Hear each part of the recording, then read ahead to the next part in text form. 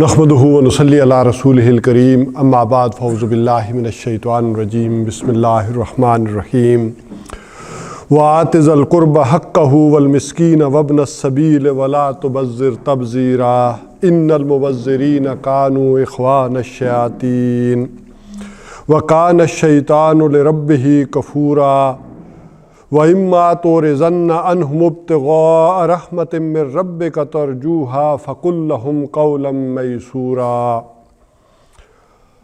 وَلَا تَجْعَلْ يَدَكَ مَغْلُولَةً إِلَىٰ عُنُقِكَ وَلَا تَبْسُطْهَا كُلَّ الْبَسْطِ فَتَقْعُدَ مَلُومًا مَّحْسُورًا إِنَّ رَبَّكَ يَبْسُطُ الرِّزْقَ لِمَن يَشَاءُ وَيَقْدِرُ إِنَّهُ كَانَ بِعِبَادِهِ خَبِيرًا بَصِيرًا وَلَا تَقْتُلُوا أَوْلَادَكُمْ خَشْيَةَ إِمْلَاقٍ نَحْنُ نَرْزُقُهُمْ وَإِيَّاكُمْ إِنَّ قَتْلَهُمْ كَانَ خِطْئًا كَبِيرًا وَلَا تَقْرَبُوا الزِّنَا إِنَّهُ كَانَ فَاحِشَةً وَسَاءَ سَبِيلًا صدق اللہ العظیم۔ رب اشرح لي صدری ویسر لي امری واحلل عقدۃ من لسانی یفقہوا قولی آمین یا رب العالمین۔ میں نے آیات یہ جو پڑھی ہیں وآت ذا القربى حقہ وہاں سے ہی، اگرچہ ان میں گفتگو ہماری پچھلی سے بھی پچھلی نشست میں ہو چکی ہے، لیکن پچھلی دفعہ بھی ایک پہلو نیا میں نے بیان کیا تھا، تو ابھی بھی میں ایک اور پہلو سے انہی آیات کو پھر اور انداز میں بھی واضح کر دیتا ہوں۔ اور پھر آج کا جو اصل ہمارا درس ہوگا وہ ہوگا اس پہ ولا تقربوا الزنا پہ، لیکن پچھلی باتوں کو ایک نئے اسلوب کے انداز سے جو ہے وہ بیان کرو۔ یہ قرآن کا بھی اسلوب ہے، تصریف آیات قرآن اسے کہتا ہے کہ ایک پھول کا مضمون ہو تو 100 رنگ سے باندھو جسے کہتے ہیں نا، تو قرآن حکیم بھی انسانوں کے مزاج اور ان کے افتاد طبع کے اعتبار سے ایک ہی بات کو قرآن حکیم میں بار بار بیان کیا جاتا ہے مختلف اسالیب کے اندر، کسی کو کس طرح سے بات سمجھ میں آتی ہے، کسی کو کس طرح سے بات سمجھ میں آتی ہے۔ اچھا، انسانوں کے مزاج کا ایک مسئلہ اور بھی ہے، وہ یہ ہے کہ اگر کسی کو ایک انداز میں بات سمجھ آئی ہے تو وہ اسی پر قیاس کرتا ہے کہ باقیوں کو بھی اسی طرح سمجھائے گی، اور وہ ان کو سمجھانے کی بھی کوشش کرتا ہے، اور پھر اپنے تہیں ایک غصے اور ٹینشن میں بھی آتا ہے کہ اسے کیوں نہیں سمجھ آ رہی، حالانکہ اس کی شاکلہ اور اسلوب بالکل اور طرح کا ہوتا ہے، اسے وہی بات دوسرے انداز میں سمجھ میں آتی ہے۔ یعنی ہمیں یہ بات ڈاکٹر اسرار صاحب نے اس طرح سمجھائی کہ ایک وہ لوگ ہیں کہ جو بالکل میتھمیٹیکل انداز میں چلتے ہیں، ان کے لیے یہ فرائض ہے، ٹو دا پوائنٹس یہ گنتی ہے۔ ایک وہ لوگ ہیں جو محبت کے انداز میں چلتے ہیں، ان کے اوپر ہوا کہ نبی اکرم صلی اللہ علیہ وسلم سے محبت کی بنیادیں یہ ہیں، انہیں ان محبت کی بنیادوں کے ذریعے وہی بات سمجھ میں آئے گی، باتیں وہی ہوتی ہیں، لیکن یہ محبت کے تقاضے ہیں، یہ فرائض کے تقاضے ہیں، یہ قرآن حکیم کے تقاضے ہیں، باتیں وہی ہیں، یہ تصوف کے تقاضے ہیں، بعض لوگوں کو تصوف کے انداز، ٹارگٹ ایک ہی ہے، آپ جدھر سے بھی چلیں گھنٹہ گھر ہی پہنچیں گے فیصل آباد۔ وہ روڈیں ایسی ہیں تاکہ جس راستے سے بھی آؤ، چاہے تصوف سے آؤ، محبت سے آؤ، روحانیت سے آؤ، تصوف سے آؤ، منزل ایک ہونی چاہیے، اسی جگہ پر جانا چاہیے۔ جسے کہا گیا ہے نا کہ جنت تو ایک ہے، لہا سبعۃ ابواب، لیکن اس کے راستے کیا ہیں؟ 7 راستے، 7 دروازے ہیں، ان مختلف دروازوں سے ہوتے ہوئے انسان جو ہے اپنے اپنے مزاج کے اعتبار سے اس طرف جائیں گے۔ اور یہ مختلف پہلو کسی وقت میں جو بیان کرتا رہتا ہوں میرے اپنے ذہن میں، تو وہ بات اس طرح سے ہے کہ ایک دفعہ یہ سارا 4 شرائط کے لحاظ سے میں یہ نصاب مکمل کروں تو پھر اس کے بعد آپ کو پڑھاؤں نہ یا سمجھاؤں نہ، بلکہ اس پہ ڈسکشن صرف پینل ہو، ایک عمومی انداز میں پورا تصور چلا جائے، تو پھر ہم شروع سے شروع کریں گے۔ یہ سورۃ العصر ہے، اور اس سورۃ العصر کو آپ سب کو زبانی آتی ہو، ساتھ حفظ بھی کا بھی پروگرام آپ کا یہیں چلے، ہر ہفتے آپ کو میں چند آیات دوں کہ یہ اگلی دفعہ کیا کر کے آنی ہے، حفظ کر کے آنی ہے، یہاں سنی جائیں گی، اور پھر ساتھ ان کا ترجمہ بھی آتا ہو۔ اب آئیں اس پر گفتگو کرتے ہیں کہ اللہ تعالیٰ ان سے چاہتا کیا ہے، مفہوم کیا ہے۔ تو ابھی تو ایک موعظہ حسنہ کے درجے میں بات ہو رہی ہے، ایک عمومی انداز میں بات ہو رہی ہے، پھر اس سے ہم یہ اخذ، تو اسی انداز میں مختلف پہلوؤں سے میں آپ کے سامنے ایک بات ہے جو رکھتا چلا جاتا ہوں کہ وَآتِ ذَا الْقُرْبَى حَقَّهُ، یہ جو حقوق کا تصور ہے، بنیادی طور پر دیکھیں کہ امن ہونا چاہیے، قرآن امن کا پیغام دیتا ہے، تو سب سے پہلے کہا کہ میاں بیوی کے درمیان امن ہو، محبت ہو، رافت ہو، الفت ہو، لیکن ساتھ یہ بتایا کہ یہ چونکہ فطری طور پر، جبلی طور پر یہ جذبہ اتنا شدید رکھا گیا کہ اس کو روکا گیا۔ اللہ نے کہا کہ یہ جذبہ ہی بڑا محبت کا ہم نے بہت زیادہ رکھا میاں بیوی کے درمیان۔ پھر ذرا دوسرا معاملہ بتا دیا گیا حقوق میں کہ والدین اور اولاد، کہ ان کے درمیان بھی اگر وہ ادب، آداب، حقوق والا معاملہ نہ ہوگا تو امن نہ ہوگا۔ لیکن چونکہ اولاد میں وہ جذبہ نہیں ہے جو والدین میں ہوتا ہے، لہذا اولاد کو یہاں نصیحت کرنے کی ضرورت تھی کہ اپنے والدین کے ساتھ ادب آداب کے ساتھ، حسن سلوک کے ساتھ رہو۔ اب تیسرا امن کا مسئلہ یہ ہے کہ کسی معاشرے میں اگر حقوق پورے نہ ہو رہے ہوں، لوگوں کی بنیادی ضرورتیں پوری نہ ہو رہی ہوں، تو اس معاشرے میں بھی امن نہیں رہ سکتا۔ اسی بات کو ہم ایک دوسرے انداز میں کہتے ہیں کہ جہاں ظلم ہوگا وہاں امن نہیں ہو سکتا۔ اس بات کو ذرا سمجھیں، جملہ تو ہے ایک چھوٹا سا کہ جہاں ظلم ہوگا وہاں امن نہیں ہوگا، ہوگا کیسے؟ جس معاشرے میں لوگوں کی احتیاج پوری نہ ہو رہی ہوں، اس معاشرے میں امن نہیں ہو سکتا، وہ آپس میں ٹکراؤ ہوگا، طبقاتی تقسیم ہوگی، دولت کی غیر منصفانہ تقسیم کے حوالے سے ہوگی۔ اچھا، شیطان اسی جو انسان کے اندر فطری طور پر ایک حقوق کا تصور ہے اسی کو ایکسپلائٹ کرے گا، اس سچی بات کو ہی، صحیح بات کو ہی تیلی لگا کر اس سے اپنے نتائج نکالے گا۔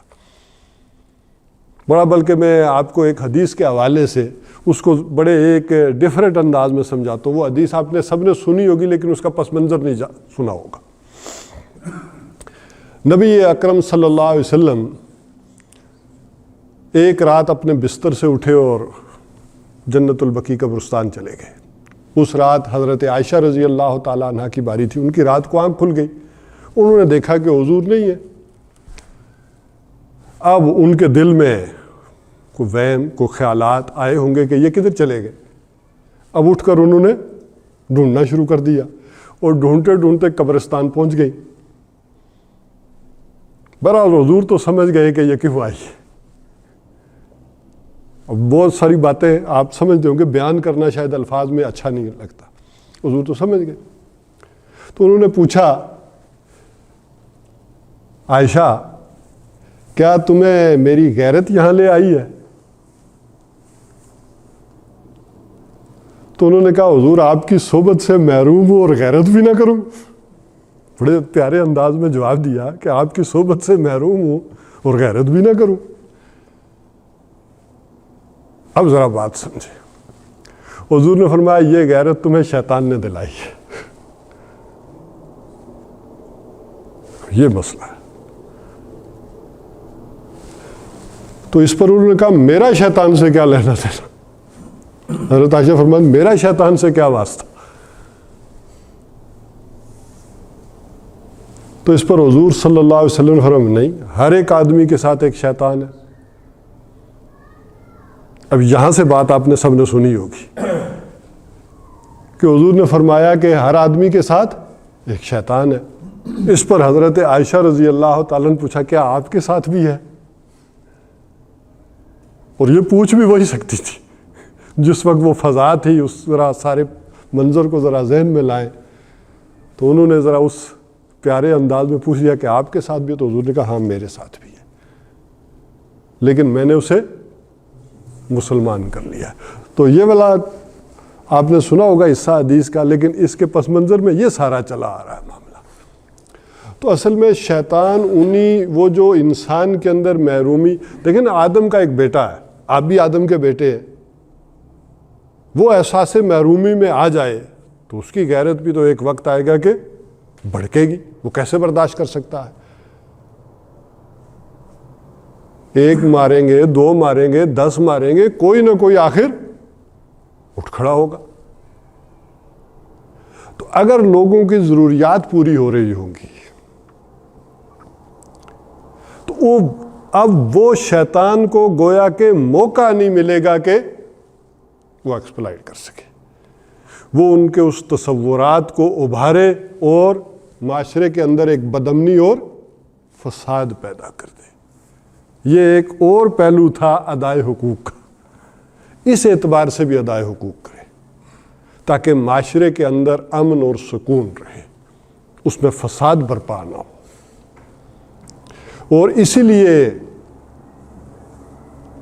فضول خرچی کرنے والوں کو کہا گیا کہ یہ شیطان کے بھائی ہیں، کیونکہ ان کی وجہ سے انہوں نے معاشرے میں ایک سٹینڈرڈز جو ہے وہ سیٹ کر دینے ہوتے ہیں، شادی بیاہ کے، رسومات کے۔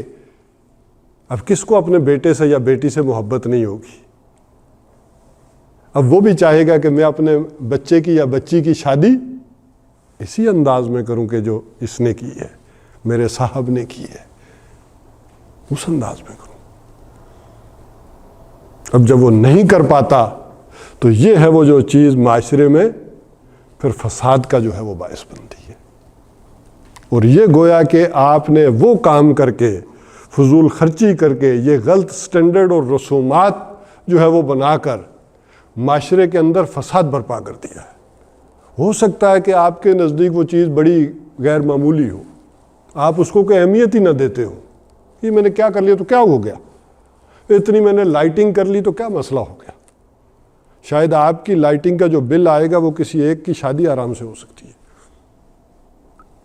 تو یہ وہ فساد ہے، وہ ابھی آپ کو نظر نہیں آ رہا، لیکن ایک وقت آئے گا کہ یہ فساد جو آپ نے معاشرے میں برپا کیا وہ آپ کے سامنے آ جائے گا۔ اس چیز کو بھی تصور کیا کریں۔ بہرحال اس حوالے سے اچھا، اگلی ایک اور بات تھی کہ اگر کوئی مانگنے آ جائے، اس پر پچھلی دفعہ ہماری گفتگو بھی ہوئی تھی، اس کا ایک اور پہلو آج کے حالات میں سمجھ لیں۔ ہو سکتا ہے کوئی آدمی ارب پتی ہو لیکن اس کا سرکل رک گیا ہو، جیسا کہ آج کل کے حالات ہیں۔ آج کل کے حالات میں بڑے بڑے کاروباری اور بڑے بڑے پیسوں والوں کا بھی کیا ہے، سرکل رک جاتا ہے۔ ہو سکتا ہے اس کے پاس ایسٹ اربوں کے ہوں، لیکن موجودہ اس وقت کنڈیشن یہ ہو کہ وہ کچھ نہ دے سکتا ہو، بلکہ گھر والے مانگے تو وہ ان پر بھی غصے ہو رہا ہو۔ یہ پوزیشن بھی ایسے میں دیکھیں کہ وہ پریشان ہے، وہ سپلائی اینڈ ڈیمانڈ کا جو اصول ہے، وہ چین جو چل رہی ہے وہ رک گئی، اب وہ پرابلم میں آ گیا ہے ارب پتی۔ اب وہ اس ٹینشن میں ہے، ادھر سے گھر کی ٹینشن ہے۔ اب کوئی جو مانگنے والا آ جائے تو آپ اندازہ کریں کہ وہ بھڑک اٹھے گا، اس کا سارا غبار جو ہے وہ اس کے اوپر نکل کھڑا ہوگا۔ اب یہ وہ کنڈیشن ہے کہ جس میں کہا کہ اپنے آپ کو تھامے رکھو اور صبر کرو، اور بات کیا کہو، قولم میسورا، بات کرو نرمی والی، ورنہ آدمی کوئی تھوڑا بہتا دے کے ٹال بھی دیتا ہے، لیکن کنڈیشنز بعض اوقات ایسی ہوتی ہیں۔ اور یہ قولم میسورا کیا ہے، جسے ہماری تہذیب نے جملے کے طور پر اختیار کیا کہ بھائی معاف کرو، لیکن ہمارا جو معاف کرنا کہنا ہوتا ہے وہ ہوتا ہے دفع ہو جاؤ، ہم معاف کرو اس انداز میں کہتے ہیں، جبکہ اس کی اسپرٹ کیا ہے، ایک آدمی ایک توقع اور امید لے کر آیا ہے، ایک آس لے کر آیا ہے، اور آپ وہ پوری نہیں کر پا رہے تو ذرا اس کی بھی جذبات کا خیال رکھیں نا، اس کی کتنی امید اور آس ٹوٹی ہوگی، اس کا کتنا دل ٹوٹا ہوگا۔ تو اس حوالے سے کہ اللہ تعالیٰ نے مجھے اس قابل کیا تھا لیکن میں آپ کی ضرورت پوری نہیں کر سکا، جو آپ نے مجھ سے امید لگائی تھی، تو آپ مجھے کیا کریں، معاف کر دیں۔ اس معاف کرنے کے پیچھے جذبہ اور اسپرٹ یہ والی ہونی چاہیے۔ بہرحال اس حوالے سے اور جو ایک بات کہی تھی کہ اللہ تعالیٰ جس کو بھی چاہتا ہے کھلا دیتا ہے اور جس کو بھی چاہتا ہے ناپ تول کر بھی دیتا ہے۔ اس میں بھی دیکھیں کہ میرے رب کو خوب معلوم ہے، جس کے بارے میں کہا گیا انہ کان بعبادہ خبیرا بصیرا. انسان کا ظرف کتنا ہے، اس کا برتن کتنا ہے. ہو سکتا ہے اس برتن میں زیادہ ڈلے تو وہ چھلک جائے، اور کم ڈلے تو تب بھی ہو جائے. ہو سکتا ہے وہ کمی آئے تو وہ کسی کا گلا کاٹ دے، پیٹ پھاڑ دے، ایمان پر نہ رہے، اور زیادہ آئے تو قارون بن جائے. تو یہ جو کچھ اللہ نے آپ کو دیا ہے، آپ یہ سمجھیں کہ میرے رب نے میرے لیے یہی بہتر سمجھا ہے. اس میں یہ نفی نہیں ہے کہ تو دو کوشش نہ کریں، لیکن اس کوشش کے باوجود بھی نہیں مل رہا تو میرا رب خوب جانتا میرے لیے یہی بہتر تھا، اتنا ہی بہتر تھا. فلاں آدمی کو بہت مل گیا ہے تو مجھے ہو سکتا ہے اتنا ملتا تو میں اس کو برداشت نہ کر پاتا.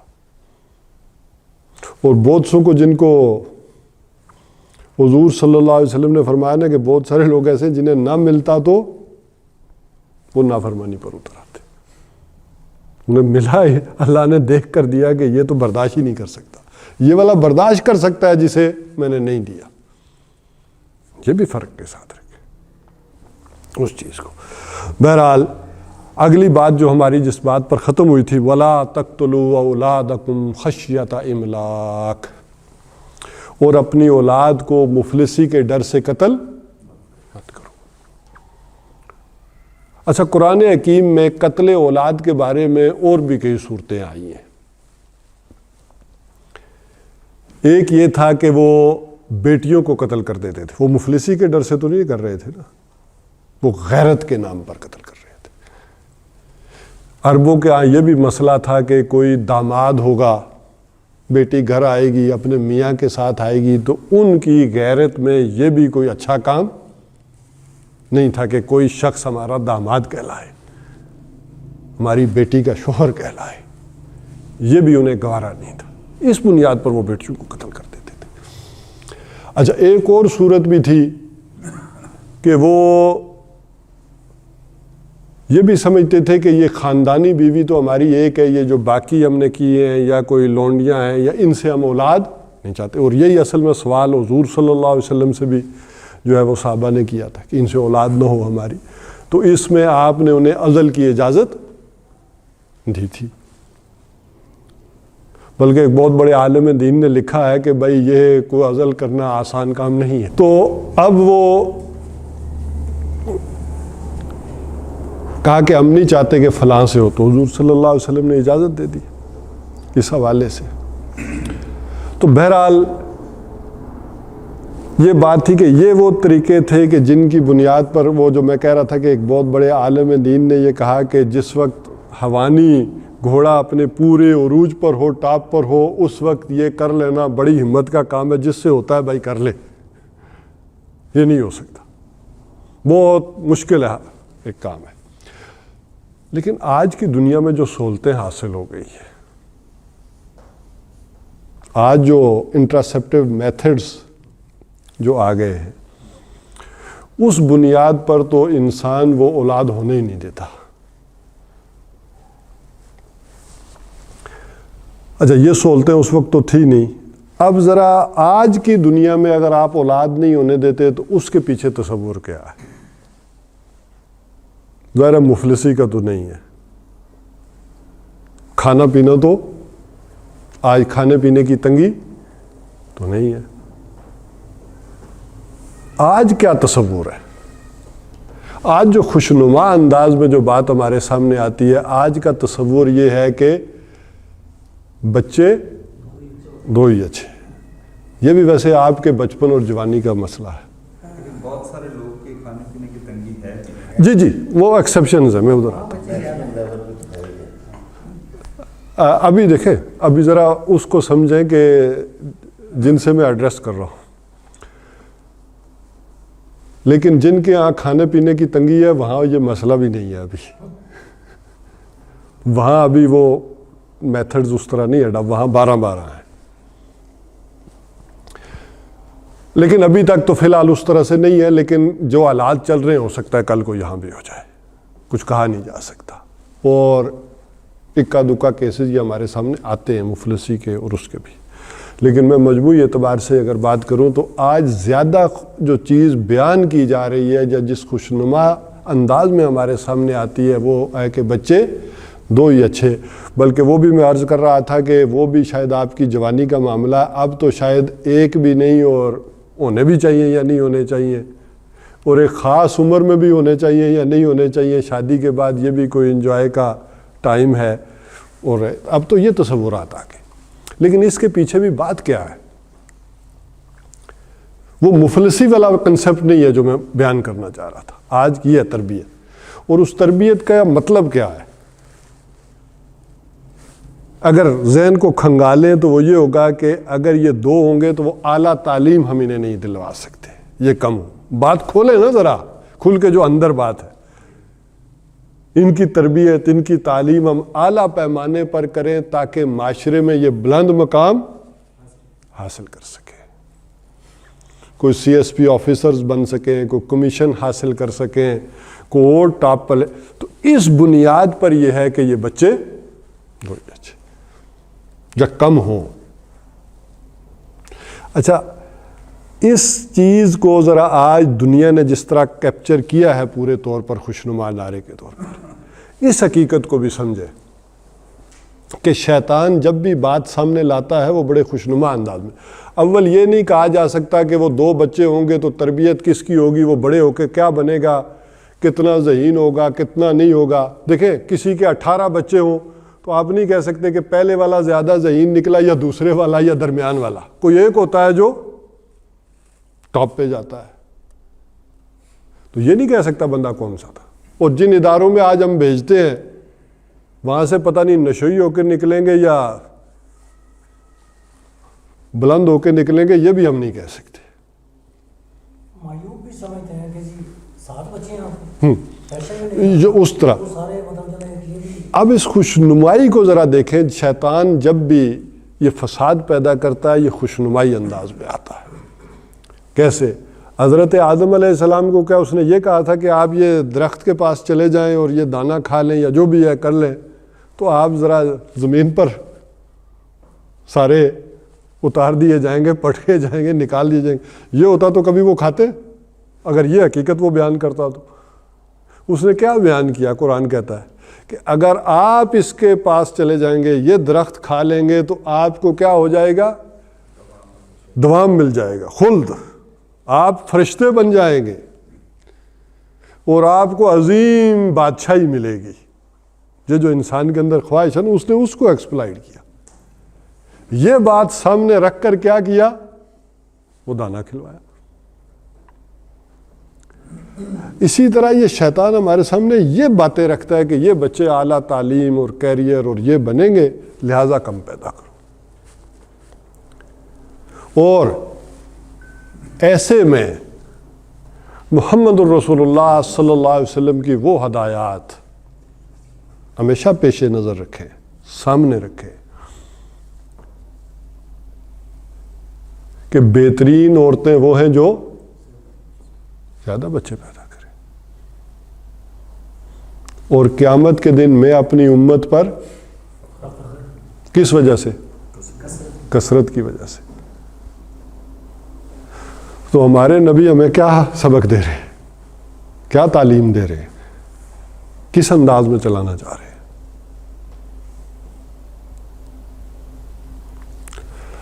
तो एक खुशनुमाई के अंदाज में ये नारे जिस अंदाज में आते हैं, और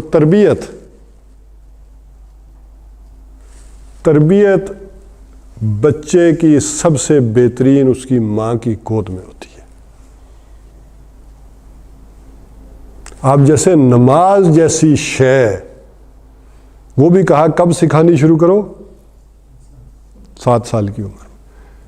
और उस पर सख्ती भी कब करो? 10 साल की उम्र में। और हम जो 2.5 साल के ऊपर एक बैग लाद कर भेज देते हैं और किसके हवाले कर देते हैं, ज़रा इस पूरे निज़ाम को देखें, हम कौन सी तरबियत कर रहे हैं बेचारे।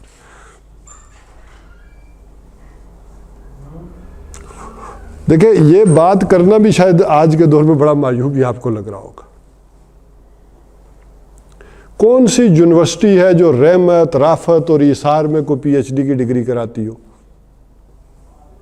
جو بچہ اپنی ماں کی گود میں یہ رافت اور رحمت اور ایثار اور قربانی، یہ مٹھاس اپنی ماں کی گود سے نہیں پاتا، وہ کسی یونیورسٹی سے پا سکتا ہے؟ کسی کوئی ادارہ اسے سکھا سکتا ہے؟ اور وہاں خوشنما نعرہ کیا دے دیا گیا؟ میں کیوں بچے پالوں؟ اللہ تعالیٰ نے اس دنیا کا نظام چلانے کے لیے ہر ایک کو کچھ صلاحیتیں دی ہیں۔ مرد بچہ پیدا کر سکتا ہے، عورت پیدا کر سکتی ہے نا۔ تو عورت کی ذمہ داری یہ لگائی اور مرد کی لگائی کمانے کی۔ مرد کے اندر وہ صلاحیت رکھی ہے کہ کما کر لائے، ان کو کھلائے دونوں کو، اور عورت کے اندر وہ صلاحیت رکھی۔ وہ عورت جو کہتی ہے کہ میں برابر ہوں اور کیوں سنوں، تو ذرا حقیقت کے برعکس سنے، وہ اپنے باس کی سنتی ہے کہ نہیں؟ خاوند کی نہیں سننی، لیکن اپنے باس کی سننی ہے، جیسی تیسی بھی ہو۔ ایک طرف ہم کہتے ہیں کہ عورت کیوں مرد کا کھانا پکائے، دوسری طرف وہ جہاز ہو یا بس ہو، ہر طرح کے بندے کے پاس وہ جاتی ہے، پوچھتی ہے آپ بوتل پئیں گے یا پانی یا چائے۔ ذرا معاشرے کے نظام کو دیکھیں کہ ہم کن خوشنما چیزوں کے اندر جا کر جو اصل تعلیمات ہیں بنیادی، ان کو ہم ریلیٹ نہیں کرتے ہیں کہ ہم کہاں جا رہے ہیں۔ تو نحن نرزقہم، ہم انہیں بھی رزق دیں گے، وَإِيَّاكُمْ، اور تمہیں بھی دیتے۔ اب رزق کو بھی اس محدود معنی میں ہم لے رہے ہیں۔ یہ رزق بھی، وہ صلاحیت بھی رزق ہے۔ وہ جو ہم کہتے ہیں نا بہترین تربیت ہوگی، بہترین کردار بنے گا، صلاحیت بنے، تو وہ بھی کیا ہے؟ وہ بھی رزق ہے۔ یہ تو وہ پیدا کرتا ہے وہ صلاحیت انسان کے اندر۔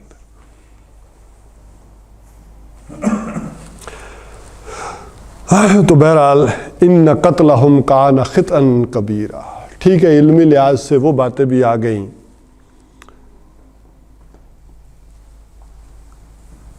کہ اہل علم نے یہ نقطہ بھی نکالا ہے کہ 4 مہینے تک جو ابارشن ہو جائے وہ بھی قتل نہیں ہے۔ یہاں تک بھی آپ کے لیے ہے بات، لیکن اس کے پیچھے پچھلی دفعہ تو میں نے مالتھوس کے نظریے کے تحت سمجھایا تھا، اس دفعہ اس ایک اور اینگل سے یہ بات ساری آپ کے سامنے رکھی کہ وَلَا تَقْتُلُوا أَوْلَادَكُمْ خَشْيَةَ إِمْلَاقٍ، اپنی اولاد کو مفلسی کے ڈر سے یا اور جو آج کا فلسفہ ہے اس کے ڈر سے قتل مت کرو، کیونکہ آج سہولت ہے کہ انسان ان کو وجود میں ہی نہ آنے دے۔ اس وقت تو شاید یہ سہولت موجود نہیں تھی، وہ قتل ہی ایک معاملہ رہ جاتا تھا، اور اس پر بھی پھر اہل علم کی گنجائشیں نکل آئی کہ کتنے مہینے تک وہ بھی قتل نہیں ہوگا۔ لیکن اصل شے تو وہ آ گئی کہ وہ میتھڈز، وہ کلیے، وہ طریقے جو جدید انداز میں آ چکے، ان کے پیچھے اصل فلسفہ یہ ہے وَلَا تَقْرَبُوا الزِّنَا، اور زنا کے قریب بھی نہ جاؤ۔ بلکہ اس کو بھی پچھلی ساری بات کے ساتھ جوڑ لیں اس پہلو سے، تو میرا اندازہ تو شاید میں پچھلی دفعہ پچھلی ساری بات کو بالکل ایک اور پہلو سے پھر آپ کے سامنے رکھوں۔ دیکھیے، جہاں معاشی ناہمواری ہوگی، ایک طرف دولت کے انبار ہوں گے، تو وہ دولت عیاشیوں میں اور بدماشیوں میں لگے گی۔ وہ عیاشیاں پھر کسی دوسرے کی بیوی کے ساتھ ہی ہوں گی نا، دوسرے کی بیٹیوں کے ساتھ ہی ہوں گی۔ ہم کہتے ہیں کہ بے حیائی ختم ہو، جس معاشرے میں معاشی ناہمواری ہو وہاں بے حیائی ختم نہیں ہو سکتی، بلکہ اس معاشرے کی ضرورت بن جاتی ہے، ارننگ کا ذریعہ بن جاتی ہے۔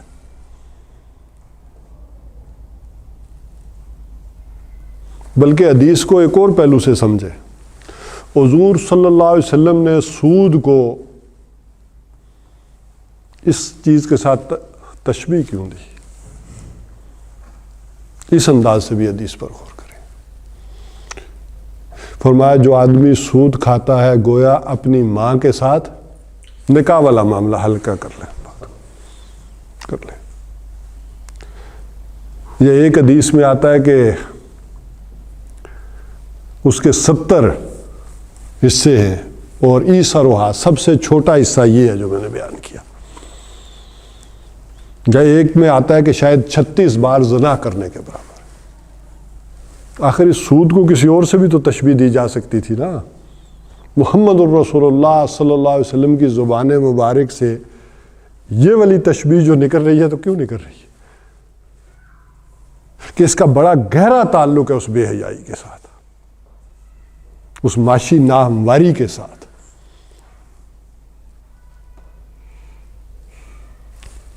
وہ بے حیائی اور زنا اس معاشرے میں کیسے ختم ہو سکتا ہے جس میں معاشی معاملات یہ ہوں؟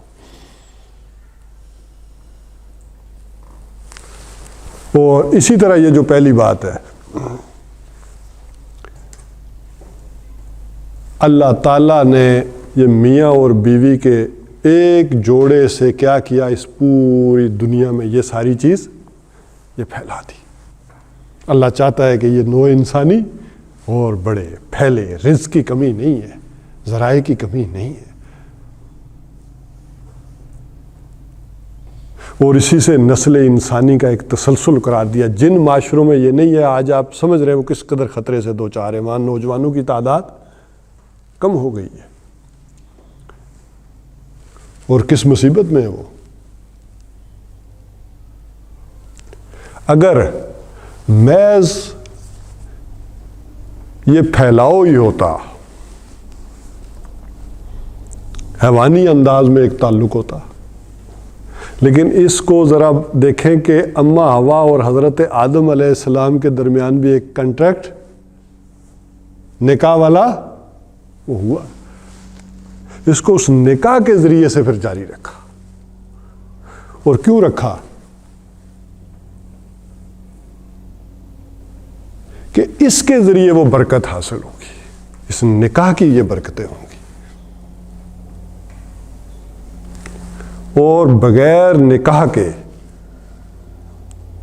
جو اولاد وجود میں آئے گی وہ فساد کا موجب ہوگی، وہ فساد کا باعث ہوگی۔ میں ابھی یہ صفحات کھول ہی رہا تھا تو میرے ذہن میں وہ آیات تھی، لیکن اللہ تعالیٰ نے صفحے پلٹے تو وہ سامنے ہی آ گئی، تو میں نے فوراً نشانی لگا لی۔ اسی صورت کے اندر ہیں وہ آیات کہ شیطان کے بارے میں اللہ تعالیٰ نے جب اسے اجازت دی، وَاسْتَفْزِزْ مَنِ اسْتَطَعْتَ مِنْهُمْ، تو ان میں سے جس کو چاہے ڈگمگا دے، بِصَوْتِكَ، اپنی زبان سے، اپنی زبان کے ذریعے سے، خوبصورت آواز کے ذریعے سے ڈگمگا۔ وہ جیسے ہمارے یہاں مشہور بھی ہے کہ یہ فلانے صاحبہ ہیں، بلکہ ان کے گلے میں کیا بولتا ہے؟ ہاں، ہم پہنچ گئے اس جگہ تھے۔ ایک بہت بڑی سنگر کے بارے میں ہے کہ وہ اس کے گلے میں کیا ہوتا ہے؟ بھگوان بولتا ہے، کہتے ہیں۔ ہاں، قرآن کہتا ہے کہ جو آپ نے کہا، قرآن کچھ اور ہی کہتا ہے، قرآن کہتا ہے کہ وہ یہ ہے۔ اچھا، وَأَجْلِبْ عَلَيْهِمْ بِخَيْلِكَ وَرَجْلِكَ، اور ان پر دوڑا دے اپنے گھوڑے پیادے، وَشَارِكُمْ فِي الْأَمْوَالِ، میں جس جگہ پر آنا چاہ رہا تھا میں ذرا باقی تشریح چھوڑ رہا ہوں، اور ان کے مالوں میں شرکت کر۔ یہ مال میں کیسے شرکت کرے گا؟ ایک وہ بات جو میں نے بیان کر دی، لیکن آپ نے بکری لی حرام کے پیسوں سے تو مال میں شرکت ہو گئی، وہ ذبح کی، اس میں تو برکت نہیں ہونی نا، یا خرید کر لائے ہیں وہ کاروبار، اب اسی کو پھیلا لیں بڑے کاروبار پہ اور چیزوں پہ، مال میں شرکت ہو گئی۔ والاولاد، اور ان کی اولادوں میں بھی شرکت کر۔ یہ اولاد میں شرکت کیسے ہوگی؟ یہ جو بغیر نکاح کے اولاد وجود میں آئے گی، جسے کلنٹن نے ملینیم کے آغاز پر کیا وہ گفتگو کی تھی کہ ہماری آئندہ نئی نسل وہ الفاظ یاد کر لیں, وداؤٹ اینی ویڈ لاک. عنقریب امریکہ میں ہماری نئی نسل کیا ہوگی؟ بغیر کسی بندھن کے وجود میں آئے گی. اچھا, ایک اور تاریخی حقیقت آپ کے سامنے رکھ دوں. جن لوگوں نے دنیا میں عظیم فساد برپا کیا, چاہے خدا کے مقابلے میں یا انسانوں کو ان جنگوں میں دھکیلا, آپ ذرا گہرائی میں جا کر مطالعہ کیجئے, وہ اس نتیجے میں وجود میں آئے دنیا میں. ہٹلر کی آٹوبایوگرافی پڑھیں ذرا, یہ کیسے آیا ہے, اس کی ماں کون تھی, باپ کون تھا, یا باپ تھا بھی یا نہیں. بڑے بڑے جتنے بھی ہیں, فرعون,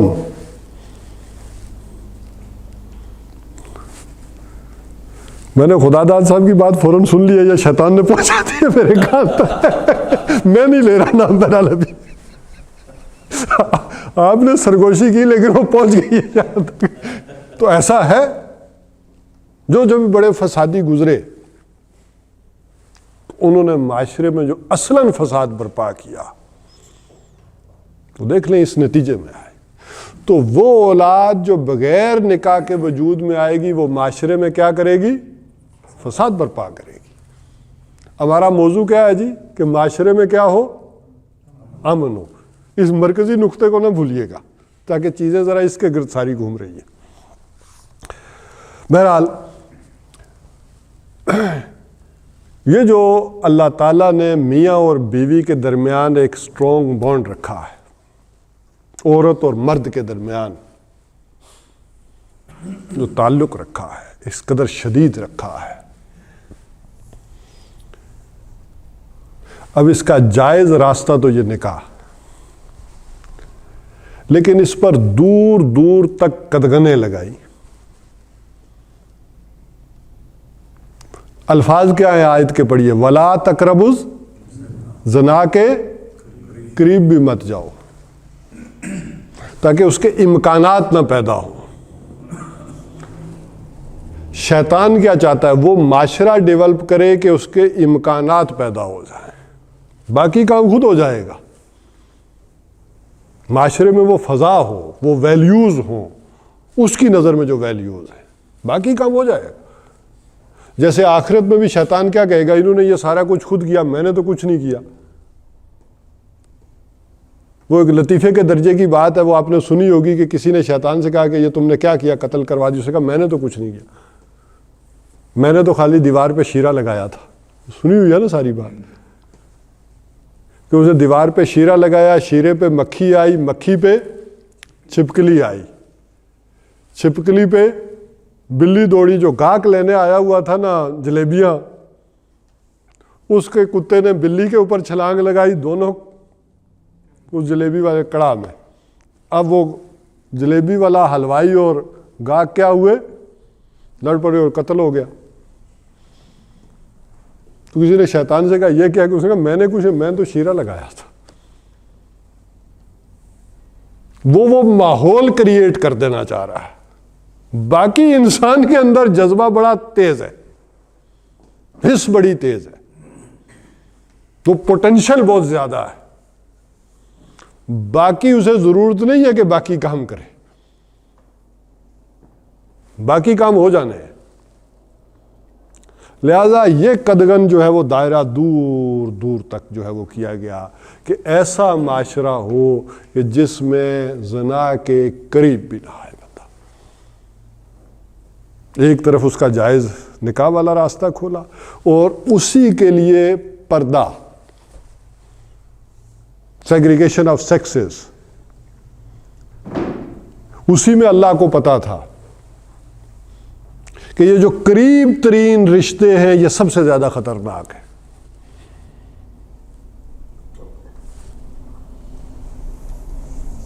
وہ آپ کے کزنز ہیں, بابی کے لیے دیور ہے. حضور نے فرمایا دیور تو موت ہے اس سلسلے کی.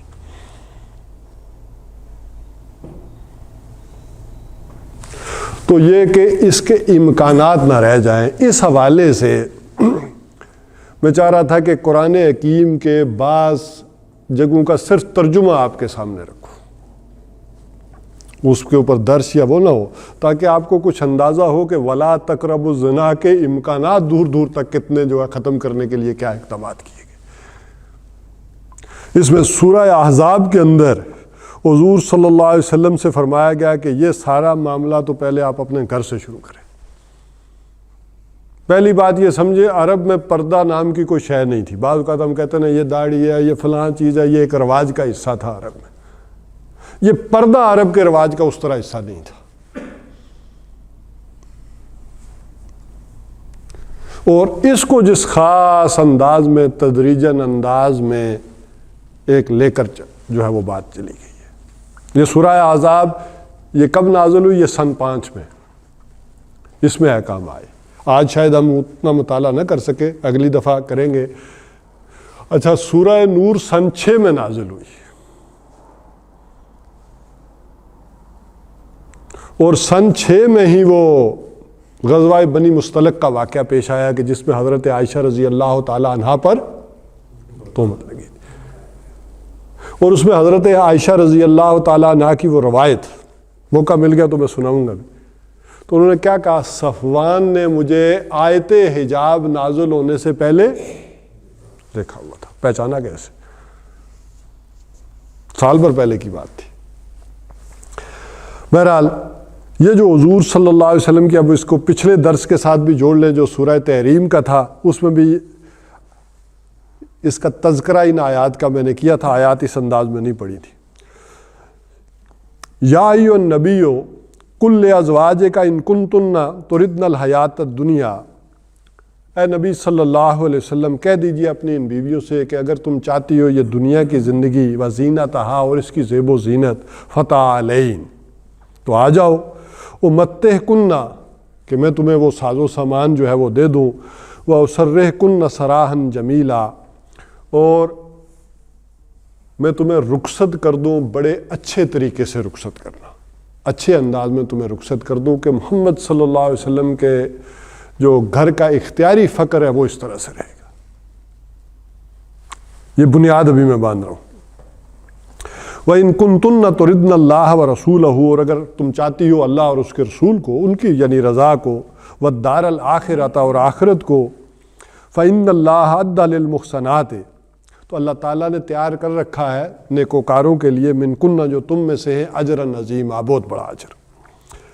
یا نساء النبی، اب جو حضور صلی اللہ علیہ وسلم کی ازواج کو براہ راست خطاب کیا گیا، اے نبی صلی اللہ علیہ وسلم کی بیویوں، من یات منکن بفاحشۃ مبینہ، اگر بالفرض تم میں سے کوئی سریعاً بے حیائی کا ارتکاب کرے تو کیا ہوگا، یضاعف لها العذاب ضعفین، تمہیں کیا دیا جائے گا؟ ڈبل سزا ملے گی۔ کیوں؟ وَقَانَ ذَلِكَ عَلَى اللَّهِ يَسِيرًا، اور یہ اللہ پر بہت آسان۔ ایسا نہ سمجھنا کہ تم نبی کی بیویوں ہو یا جلیل القدر صحابہ کی بیٹیوں ہو تو تمہیں سزا نہیں مل سکتی۔ سب جیسے وہ ہم پڑھ آئے تھے حضرت نوح علیہ السلام کی بیوی اور حضرت لوط علیہ السلام کی بیوی کے بارے۔ تو یہ ساری بات کہی کیوں؟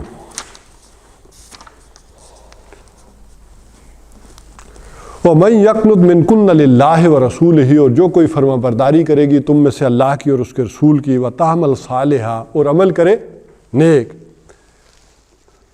نُؤْتِهَا أَجْرَهَا مرتين، ہم اسے اجر دیں گے وہ بھی ڈبل۔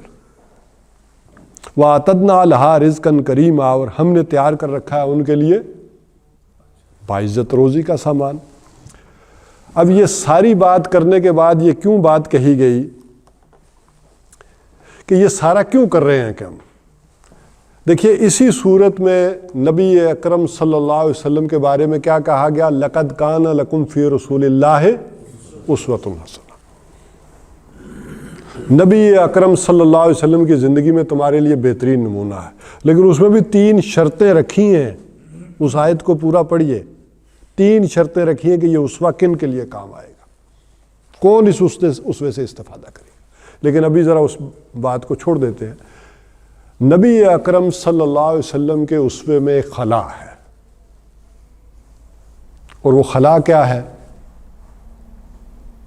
ظاہر نبی اکرم صلی اللہ علیہ وسلم کا اسوہ کسی بیوی کے لیے تو نہیں ہو سکتا نا. ایک خاتون ایک بیوی کی حیثیت سے کیسے ایکٹ کرے, اس میں حضور صلی اللہ علیہ وسلم کی زندگی میں تو اسوہ نہیں ہے. ایک بیٹی کی حیثیت سے وہ کیسے ایکٹ کرے, اس کے لیے اسوہ نہیں ہے. تو اس کے لیے اسوہ کس کو بنایا؟ اس خلا کو پر کرنے کے لیے ازواج مطہرات کو. ظاہر ہے میاں بیوی اگر ہیں, دو حصے ہیں اور یہ سارا معاملہ ہے, تو وہ یہ حصہ, یہ اسوہ جو ہے خواتین کے لیے, وہ ازواج مطہرات کے لیے. لہٰذا یہ بات یہاں واضح کی, یا نساء نبی, یا نساء نبی, اے نبی صلی اللہ علیہ وسلم کی بیویوں, لستن کاحد من النساء, تم اور عورتوں کی مانند نہیں ہو. کیوں؟ اب تمہیں گویا کہ پوری امت کے لیے کیا کیا گیا ہے؟ اسوہ بنا دیا گیا ہے. اب تمہارا جو عمل ہے وہ بالفرض کسی جگہ کوئی کمی ہوگی, غلطی ہوگی, تو وہ کیونکہ اسوہ ہے تو اس کی سزا ہے, بہت بڑی ہے. اور اگر وہ صحیح عمل ہے تا قیامت کے لیے, تو اس کا اجر بھی وہ بھی بے بہا ہے, دگنا ہے. تو اپنی اس حیثیت کو پہچانو, کہا گیا کہ تمہیں اسوہ بنایا گیا ہے. ان اتقیتن, اور یہاں یہ بات کہا گیا کہ اگر یہ بات سمجھ میں آ گئی تو اب جو تمہارے اندر تقویٰ کی روش ہے وہ کیا ہونی چاہیے؟ فلا تغضان بالقول, تو اپنی آواز میں نرمی مت پیدا کرو, لوچ مت پیدا کرو. فیطمع الذی فی قلبہ مرض, کہ اگر کسی شخص کے دل میں کوئی بیماری ہے. آپ نے اکثر دیکھا ہوگا کہ یہ جو ہنسمکھ عورتیں ہیں, یہ بعض اوقات خام خواہ بھی بدنام ہو جاتی. یہ خوش اخلاق قسم کی جو خواتین ہوتی ہیں, وہ بندے نے کیا یہ تھے, ہنس رہی سی, یہ دیکھ رہی سی, یہ انج ہویا ہو بس, حالانکہ اس بیچاری کا کوئی مقصد بھی نہ ہو, تو ویسے ہی خوش اخلاق ہو. تو اس حوالے سے جو بات کہی گئی کہ تم نرمی سے بات نہ کرو ان سے, آواز میں وہ لوچ, وہ نرمی نہ ہو, ایک کرختگی ہو, تاکہ اگر کسی کے دل میں ایسا مرض ہے وہ نہ جا کے پیدا ہو. وَقُلْنَا قَوْلًا مَعْرُوفًا, اور بات ان سے کہو معروف. وَقَرْنَ فِي بُيُوتِكُنَّ, اور اپنے گھروں میں قرار پکڑو. اور حضرت عائشہ رضی اللہ تعالیٰ عنہ فرماتی ہیں کہ جنگ جمل میں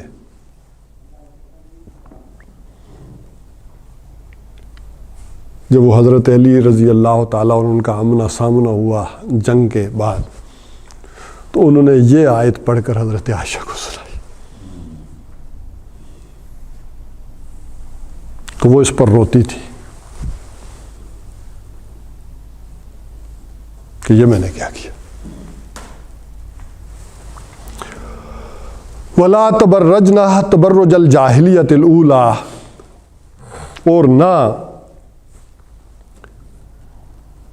اپنے آپ کو نمایاں کرو, اپنے بناؤ سنگار کو یا حسن کو یا جو بھی چیز سمجھیں, جس طرح کے جاہلیت کا دستور تھا. زمانہ جاہلیت میں یہ چیز تھی. برج جو ہے نا, برج سمجھتے ہیں نا کیا ہے؟ برجیاں کہتے تھے جو فصیل ہوتی تھی شہر کی, اس کے اوپر, تو دور سے جو آتا تھا اسے شہر کے اوپر وہ برجیاں جو تھیں وہ نظر آتی تھی دور سے شہر کی, وہ نمایاں شہر. اس کو بس صرف ابھی اپنے نوٹ کر لیں, اس کے میں لنک کروں گا. وَأَقِمْنَا الصَّلَاةَ, اور کیا کرو, نماز کو قائم کرو. وَآتَيْنَا الزَّكَاةَ, اور زکوٰۃ دو. وَآتَيْنَا اللَّهَ وَرَسُولَهُ, اور اطاعت کرو اللہ اور اس کے رسول کی. إِنَّمَا يُرِيدُ اللَّهُ لِيُذْهِبَ عَنْكُمُ الرِّجْسَ أَهْلَ الْبَيْتِ, بے شک اللہ تعالیٰ یہ چاہتا ہے کہ اے اہل بیت تم سے کیا کرے, ناپاکی کو دور کر دے. اللہ یہ چاہتا ہے. اور یہاں اہل بیت کس کو کہا گیا؟ ازواج مطہرات کو. کہ اے اہل بیت اللہ یہ وَيُطَهِّرَكُمْ تَطْهِيرًا، اور تمہیں خوب اچھی طرح سے پاک اور صاف کر دے، اور وہ خوب اچھی طرح سے پاک و صاف نکھر کر تمہارا ایک عمل آئے جو پوری قیامت تک کی عورتوں کے لیے اسوہ بن جائے۔ وَاذْكُرْنَا مَا يُتْلَى فِي بُيُوتِكُنَّ، اور یاد کرو کہ جو کچھ تمہارے گھروں میں تلاوت ہوتا ہے، من آیات اللہ، اللہ کی آیات میں سے، والحکمہ، اور حکمت کی باتیں۔ یہاں سے وہ امام شافعی علیہ رحمہ نے لیا ہے کہ حکمت سے مراد حضور صلی اللہ علیہ وسلم کی احادیث باتیں ہیں، ان کا یہ بلا، اس میں تو کوئی شک نہیں کہ حضور کی باتیں حکمت والی۔ تو بہرحال اللہ کی آیات اور یہ جو حضور صلی اللہ علیہ وسلم کی تمہیں صحبت نصیب ہوئی ہے، یہ پر حکمت باتیں، دانائی والی باتیں تمہیں سیکھنے کا ایک موقع مل رہا ہے، ان کو یاد کرو۔ اور آپ کو معلوم ہے کہ حضرت عائشہ رضی اللہ تعالیٰ عنہا سے کس قدر احادیث جو ہے وہ ہم تک پہنچی ہیں، اور یہ بھی اللہ تعالیٰ کی ایک خاص حکمت رہی ہے کہ کم عمری میں ان کا نکاح ہوا اور وہ طویل عرصے تک زندہ رہی ہیں، بنو امیہ کے دور تک جو رہی ہیں، اور طویل عرصے تک یہ تعلیم حضور صلی اللہ علیہ وسلم کی ان احکامات کی، اور خاص کر وہ جو ذاتی معاملات تھے جن میں عورتوں کو ایک رہنمائی کی ضرورت تھی، وہ دیے ہیں۔ ان اللہ کان لطیفاً خبیرا، یقیناً اللہ تعالیٰ جو ہے وہ باریک بھی ہے اور باخبر ہے۔ اس حوالے سے آگے پھر بڑی تفصیل سے ایک بات آئی ہے، لیکن میں ذرا چاہ رہا تھا کہ جس بات پر میں آنا چاہ رہا تھا وہ میں آپ کے سامنے بیان کر دوں۔ اس ساری کو بیان کر کے کہا، فرمایا یا ایھا الذین آمنوا لا تدخلوا بیوت النبی، اے اہل ایمان نبی صلی اللہ علیہ وسلم کے گھر میں مت داخل ہو، الا ان یؤذن لکم، الا یہ کہ تمہیں اجازت دی جائے، الی طعام غیر ناظرین انہا ہو، کبھی کھانے کے لیے یعنی حضور صلی اللہ علیہ وسلم بلائیں تو اب اس میں سارا جو سبق ہے وہ آگے کیا آ رہا ہے کہ جب وہ بلائیں تب جاؤ، یہ نہ ہو کہ دعوت دی گئی ہے تم سرے شام ہی چلے جاؤ۔ اور پھر آگے میں ترجمہ بھی کر دیتا ہوں، کھانا کھانے کے بعد بھی فوراً واپس پلٹ جاؤ، یہ نہ ہو کہ وہاں حضور صلی اللہ علیہ وسلم سے بات چیت کے لیے بیٹھے رہو۔ اب کون نہیں ہوگا جو حضور کی صحبت سے فیضیاب نہیں ہونا چاہے گا، کہے گا کہ دیر تک بیٹھے رہیں، دیر تک باتیں کریں، لیکن منع کیا کہ حضور کے اپنے نجی معمولات بھی ہیں، ان کی اپنی نجی زندگی ہے، اسے تم ڈسٹرب کر رہے ہو۔ اور حضور صلی اللہ علیہ وسلم ان کے اندر جو حسن سلوک ہے، جو مروت ہے، وہ مانے ہے کہ تمہیں کہیں کہ چلے جاؤ، تو اللہ تعالیٰ کو اس میں کوئی حیا نہیں، وہ تو تمہیں منع کرتا ہے کہ کھانا کھاؤ اور نکلو۔ اب یہ وہ ساری بات کری، اب یہ سارا ایک ڈسپلن ہے جو بیس باندھی جا رہی ہے۔ فرمایا لا تدخلوا بیوت النبی الا یؤذن لکم الی طعام غیر ناظرین انہا ہو، کہ تم حضور کے گھر میں مت داخل ہو یہ کہ جب کہ تمہیں اجازت ملے، اور نہ یہ کہ کھانا پکنے کے انتظار تک جو ہے وہ بیٹھے رہو، پہلے ہی چلے جاؤ۔ ولیکن اذا دعیتم، لیکن جب تمہیں بلایا جائے، فادخلوا، تو داخل ہو جاؤ، تب جاؤ۔ فاذا طعمتم، اور جب تم کھا چکو، فانتشروا، تو چلے جاؤ۔ ولا مستانسین لحدیث، اور حضور صلی اللہ علیہ وسلم سے بات چیت کے لیے اس دلچسپی کے لیے مت بیٹھو۔ ان ذالکم کان یؤذی النبی، یہ جو بات ہے اس وجہ سے کیا ہوتا ہے، حضور صلی اللہ علیہ وسلم کو تکلیف پہنچتی ہے، فیستحیی منکم، وہ تم سے حیا کرتے ہیں، واللہ لا یستحیی من الحق، اللہ کو حق بیان کرنے میں کوئی عار نہیں ہے۔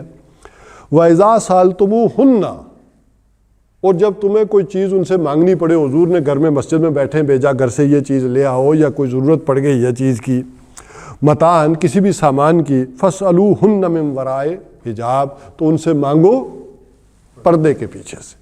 یہ وہ حجاب والی تھی، گھر کے اندر کیا بھی پردے کی بات ہو رہی ہے، دروازے پر۔ اس آیت کے بعد گھروں کے دروازوں کے اوپر کیا ہو گیا، پردے ڈال دیے گئے۔ ذالکم اطہر لقلوبکم، یہ تمہارے دلوں کے لیے بھی زیادہ پاکیزہ بات ہے، وقلوبہن، اور ان کے دلوں کے لیے بھی۔ اچھا یہاں جو حدیث میں بیان کروں تو وہ اگلی دفعہ میں بیان کروں گا کہ حضور صلی اللہ علیہ وسلم نے کس طرح کہا کہ ایک والد بھی اپنی بیٹی کو گھور کر مت دیکھے۔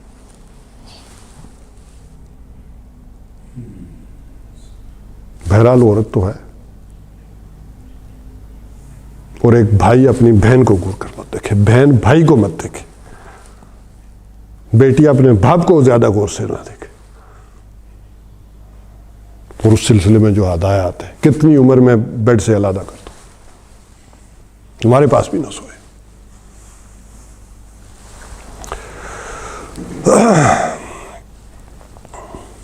وما کان لکم ان توذوا رسول اللہ, اور یہ تمہارے لیے جائز نہیں ہے کہ تم حضور صلی اللہ علیہ وسلم کو تکلیف دو, انہیں ایذا پہنچاؤ. ولا ان تنکحوا ازواجہ, اور نہ یہ کہ ان کی بیویوں سے نکاح کرو من بعدہ ابدا, ان کے بعد کبھی بھی, ہمیشہ ہمیشہ کے لیے. دیکھیں نا, آج تو کوئی آدمی نہیں سوچ سکتا, اس وقت تو کوئی سوچ سکتا بھی تھا نا کہ معاذ اللہ حضور صلی اللہ علیہ وسلم جب وصال کر جائیں گے تو ان کی زوجہ محترمہ سے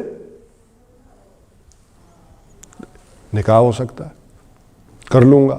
ایک چاہے محبت کے اور اچھے جذبے سے ہی ہو کہ ایک تعلق بن جائے, تو منع کر دیا گیا کہ نہیں, ان سے نہیں ہو سکتا.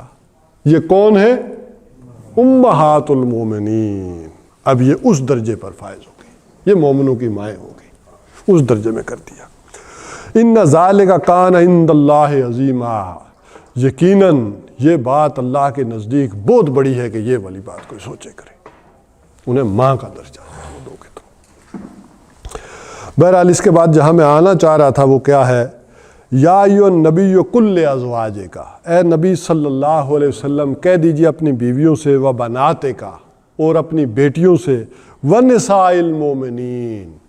اب یہاں گھر سے نکل کر اب یہ دائرہ پھیل رہا ہے, یہ ساری بات گھر سے شروع کر کے اب جا کر بات کہاں جا رہی ہے؟ ونساء, اور اہل ایمان کی عورتوں سے, یدنین علیہن من جلابیبہن, کہ لٹکا لیا کریں اپنی چادر کا ایک پلو. ذالک ادنیٰ ان یعرفن فلا یؤذین وکان اللہ غفورا رحیما. بہرحال یہاں پر میں اب بات ختم کر رہا ہوں کہ اپنے چہرے کے اوپر جو ہے نا وہ کیا کریں, ایک پلو وہ لٹکا لیا کریں. اچھا, یہ آپ نے دیکھا ہوگا کہ بعض یہ بلوچستان میں اور بعض پٹھان عورتیں چادر اس طرح سے اوڑھتی ہیں کہ ایک آنکھ نظر آتی ہے. اچھا, ایک اور بات بتاؤں آپ کو, یہ دو آنکھوں سے پوری کمیونیکیشن ہو جاتی ہے. آدمی منہ سے چاہے کچھ نہ بولے,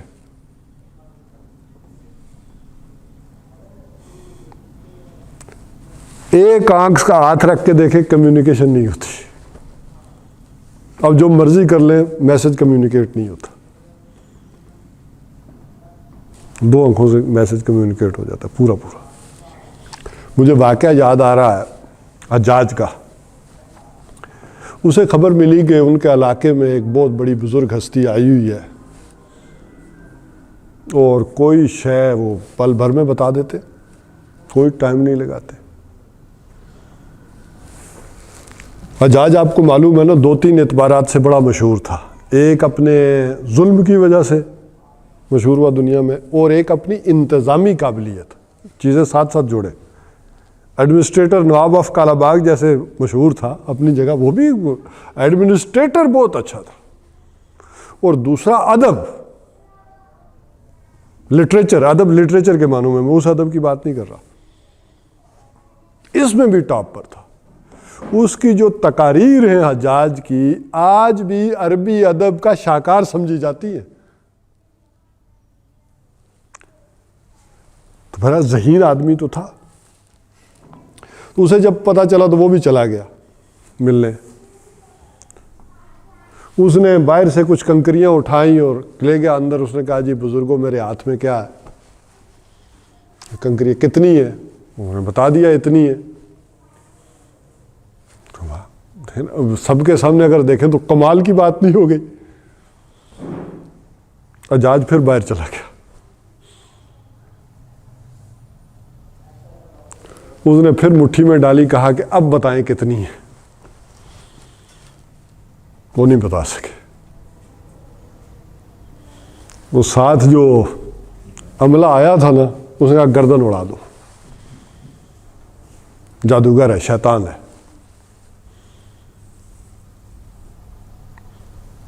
بعد میں اس نے وضاحت کی کہ پہلے میں نے کنکریاں گن کے اپنے ہاتھ میں رکھی تو میرے ساتھ جو شیطان ہے، بات جہاں سے ہم نے شروع کی تھی، اس نے بھی گن لی، اس نے اسے بتا دیا، کمیونیکیٹ کر دیا، میرے شیطان نے اس کے شیطان کو بتا دیا۔ اب میں باہر گیا تو میں نے بغیر گنے اٹھائی، میں نے نہیں گنی تو میرا شیطان بھی نہیں گن سکا، اب یہ بتا نہیں سکی، تو مجھے معلوم ہو گیا کہ یہ کوئی روحانی بات نہیں ہے، یہ شیطانی بات ہے۔ تو یہ میں بتا رہا تھا، یہ کمیونیکیشن۔ اور اسی برقعے نے اصل میں یہ جو ترکی برقعے کی شکل اختیار کی، کیونکہ جب آدمی چادر لپیٹتا ہے نا تو ایک ہاتھ کم از کم اس کا باؤنڈ ہو جاتا ہے، کوئی سامان ہے، بچہ ہے، تو اس کی ترقی یافتہ شکل اسی چادر کی یا جلباب کی، یہ جو برقع ہے، یہ پھر ہمارے ہاں پھر اس کا رواج بنا ہے۔ بہرحال یہ پردے کے اوپر علیحدہ سے گفتگو ہوگی اور آپ کے سوالات، ابھی میں صرف گفتگو کس پہ کر رہا ہوں؟ وَلَا تَقْرَبُوا الزِّنَا، اس میں چند اور مقامات کا مطالعہ کر کے اس آیت کی بنیاد کے اوپر پہنچیں گے کہ کس طرح دور دور تک قرآن حکیم یہ چاہتا ہے کہ اس کے امکانات نہ رہیں۔ مقصد یہ تھا گفتگو، چونکہ ہم ذرا جب وہ سوالات یا باقی چیزیں کرتے ہیں نا تو وہ چونکہ ہر بات اپنی جگہ ایک مضمون ہوتی ہے، تو اس وقت صرف ریفرنس کے طور پر جو ہے وہ لائی گئی ہوتی ہے۔ اقول قولی ھذا واستغفر اللہ لی ولکم ولسائر المسلمین والمسلمات۔